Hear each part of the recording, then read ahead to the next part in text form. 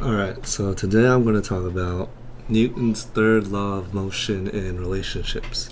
This is something I noticed, I'm going to say, in the beginning of my spiritual journey where I was trying to tie some sort of mathematics into, spirituality or metaphysics because I wanted something that was more concrete, and I think math is one of the most concrete things we can find in this universe. So if I could tie that into things that happen in our daily lives, then that would kind of propel me forward into adopting other or certain beliefs that I was looking at the time. So Newton's third law was one of them. I don't remember exactly why I started with the third law or if I read it somewhere, but basically this is going to be my take on it in relationships. So the third law is for every action there's an equal and opposite reaction.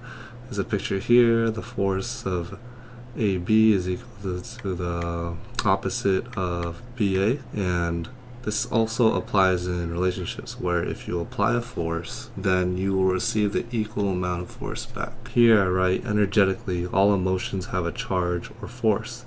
So energy, emotions, that in itself is a force. When emotions are exchanged in interpersonal relationships, a force is created which acts upon the other person. In reactive interactions, and I want to emphasize I'll be talking about reactive and proactive. In reactive, more of, instantaneous reactions, Newton's third law of motion takes effect. So in my example, I want to use anger, since that's the one that came to me more easily. So I'm going to divide the actions we take between reactive reactions, where let's say if I touch a burning hot stove, I'm going to have a very reactive reaction.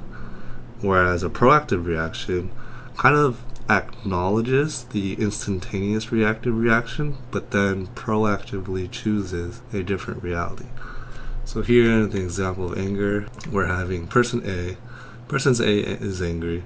They're going to shout to person B, you'll see here, and then there's going to be a clash in the middle.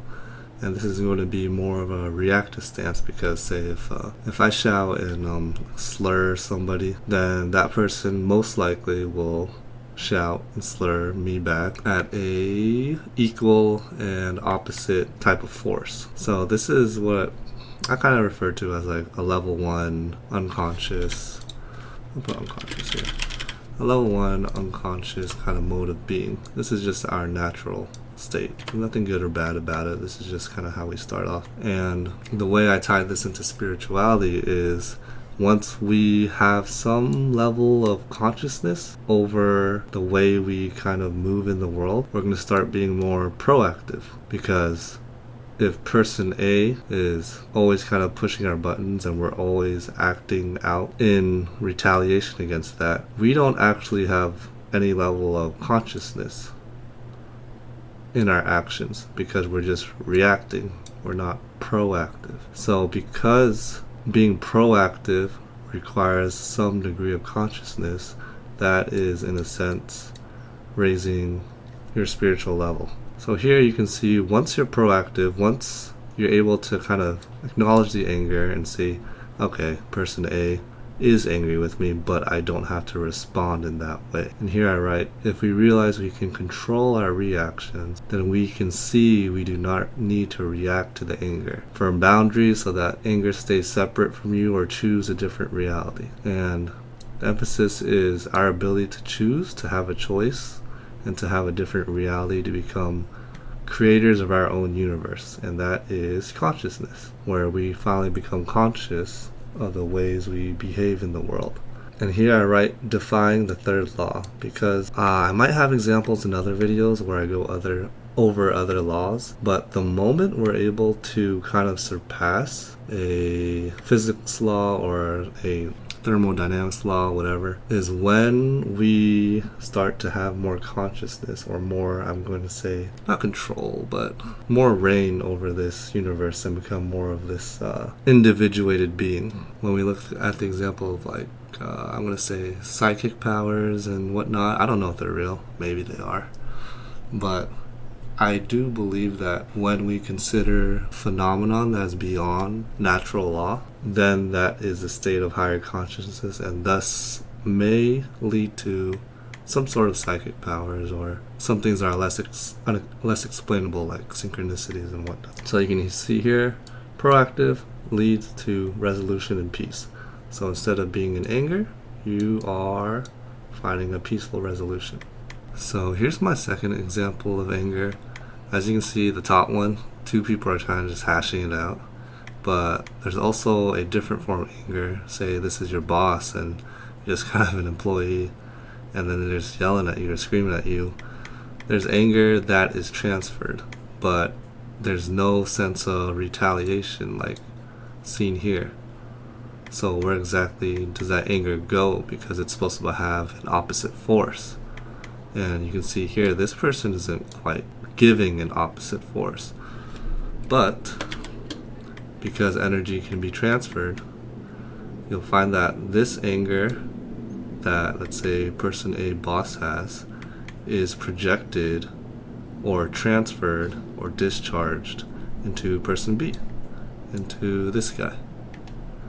And then person B absorbs that anger in some way. It might look like meekness from this person, it might look like a more submissive attitude, but eventually that anger needs to be transferred out somewhere. The example I like to use is this guy goes back to his family or his dog or his pets at home, and then he discharges the anger in some way. So again, the anger is then projected out. So instead of the force being held in person B, it is now going to person C. And this is a very reactive kind of phenomenon. And then person C absorbs the anger. And this keeps going, person C, D, E, F, G, until someone is able to discharge the anger either in a proactive, healthy outlet, or the anger is directed toward the self, which leads to depression, because since the anger has nowhere to go, the force has nowhere to go, it'll reside in the person and kind of be pent up in there. One avenue I didn't really give in this example is that we can discharge anger through, physical activity and whatnot, as long as we apply the force or transfer the force that came from the initial person into whatever, I'm going to put P for physical activity, and whatever activity that is, then that also works. But you can see that the force, when we absorb the anger, needs to be exerted in a proportional amount to the force we've absorbed. So all of this diagram doesn't exactly show it as easily as the top one, where there's an equal and opposite reaction. The energy is still carried through this kind of system to where it needs to still be expelled somewhere. So to me, there is an equal and opposite reaction in this example here. And again, the proactive kind of ideal that we want to reach is a state of higher consciousness, because we don't need to automatically project the anger onto someone else. We don't need to continue this person D, E, F, G. We can choose a different reality. Again, this box is just the same as this box. We can choose a different reality, and we can choose how this force is applied and either transmute it or acknowledge it or diffuse it into something that's more proactive, healthy, or something that's within our bounds of what we like. Because most of us probably don't like, berating another person or shifting blame to another person or shifting anger. Again, this leads to a higher degree of resolution and peace. So instead of this typical one force, equal force, when we reach peace, the force kind of disappears. There's normal force left. And peace will just have this neutral charge that kind of exists in the middle, where, let's say on a spectrum, there's going to be no charge. So it's going to be somewhere in the middle here. So I believe as we grow in life, the more peaceful we are, the higher degrees of awareness, consciousness, and kind of spirituality lies within us. And this is kind of like, or at least to me, this is the goal of a lot of problems in life, is that we try to attain peace through our problems. And this is the kind of like the regular pathway we take into finding a more peaceful life. So to recap, we initially start out with reactive reactions or reactive actions, which follows the natural laws of the universe. But as we kind of grow as a person, we start having proactive actions that allow us to go beyond this natural cause and effect phenomenon. So again, my theory is that our natural tendencies of reactivity kind of follows whatever mathematical laws govern the universe. But once we become proactive or more conscious in the way we move through the world, we go beyond the laws of this, I'd say, universe into more of a conscious, I'm going to say 4D realm. Here again is the same example. Reactive action X will create a force, and this action X will be applied to person B, and person B will naturally retaliate with the same force. Like, I yell at this person and this person will yell, "You can't yell at me like that, you mother effer." And so this goes on for eternity until one person, or hopefully both person, decides that instead of action X being applied to person B is going to wait, sit still, see what response they want to put out in the world, and then they'll take action Y, which is going to be a higher conscious action. And this is typically how we grow in the world. Most, I'm going to say, I guess I'll call it less evolved, right? I'll call it less conscious people. I want to say in the past, follow the form of more like cyclical events. They'll keep grudges, they'll keep betrayals, they'll keep hatred. They'll kind of keep these things, this force, this action X, within themselves rather than turning into action Y. And what it might look like is a cyclical reactive example. So team B, let's say team B or party B, let me expand this. Party B hurts, in retaliation, hurts party A, team A. So team B is going to hurt team A. Team A, because they've been hurt by team B, hurts team B again. Team B, because they're hurt by team A, will hurt team A again. And then this goes on and on forever. You can think of it as a normal novel where it's like, you hurt my son, so I'm going to hurt your family. Oh, you hurt my family, so I'm going to hurt your family. Oh, then you took my uncle's life, so I'm going to take your aunt's life. Oh, no, you hurt my mom and dad. So this goes on forever until someone decides to implement action Y or a different reality into the situation.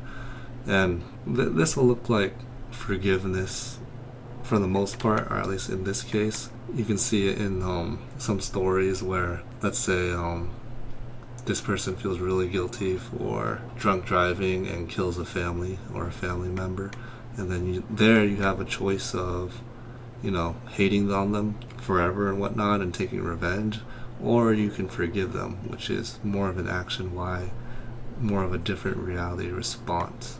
And a lot of the times, the breaking point of a show, of an event, is when we find that forgiveness. And this is exactly kind of what we praise in life. I'm not saying it's right. I do want to say, though, that action X can still be the right action, as long as action X turns to action Y, but action Y is still resulting in action X. So what do I mean by that? Let's say in the car crash example, you want to seek revenge. That's your instantaneous reaction, action X. But here I'm saying, no, there's consciousness, it's good, it's spiritual. As long as you take into consideration of that you want revenge and whether or not it's the path forward for you particularly, hopefully with as least bias as possible, that is going to be an action Y, because it's going to be proactive still, because you're not instantly reacting. So it's going to be an action Y, but it'll still look like action X, which is revenge. So revenge can still be an action Y possibility, even though there's consciousness behind it. And I know we're supposed to aim for good, aim for that, I guess, forgiveness ending, but the important thing is, as long as you acknowledge what's in the present or what's alive within you, as long as you consider what's authentic in yourself and what reality you want to see in the future, I still think it's fine to seek revenge and kind of have this cyclical, reactive example, because that experience is what you might need to finally end this cycle. Because even though we don't want to reinvent the wheel, I think some of our experiences need to go through it. Like, you'll see that there's a phrase called, oh, it's a canon event. A lot of us know the right decision, but whether or not, experientially speaking, we will do the right decision is different, because we just don't have that experience kind of in our bones. So it's still, to me, it's still fine to take action X, as long as action X is still a conscious decision from action Y. So here's a cyclical proactive example. It's the same with up here. A force is going to be applied to Team A, but Team A doesn't have to succumb to that force. They can choose another reality or another path. And here, I just explained from previously, sometimes war is inevitable if two parties cannot come to terms. I believe that result stems from one or both parties being consciously underdeveloped, where they cannot get to the root of a conflict. Life is not as simple as these graphs, as there are a lot of variables, but this is the basic layout of many interactions from a small scale to a large scale. So you can see, even in small interpersonal relationships, let's say between lover A and lover B, you'll see this pan out of more of maybe like a shouting scenario. And even in large scale war, you'll see that, hey, you kidnapped one of our citizens, we're gonna kidnap you and do A, B, C, D, E, F to your country. And then it keeps cycling until either maybe one force is extremely dominant over the other, or until one person decides to take a more conscious path and choose peace. And even in the case where, let's say, you're in the middle of a war and one person or one nation dominates another, there's still like an underlying force for B here, but it's not exactly being displayed in the present. It might be displayed in the future in terms of revenge and whatnot, but I still think this kind of theory applies to a global scale. So to recap, we want to live in a more proactive action kind of life, because reactive actions will just get us in this more cyclical loop of hating and blame and more blame. And when we take proactive actions, we're able to create different realities in life that are more aligned to who we are and who we want to be. Even disregarding, I guess, consciousness and spiritual examples, you'll be able to live the life you want. And that's mostly the intent of this, is to have proactive actions instead of reactive.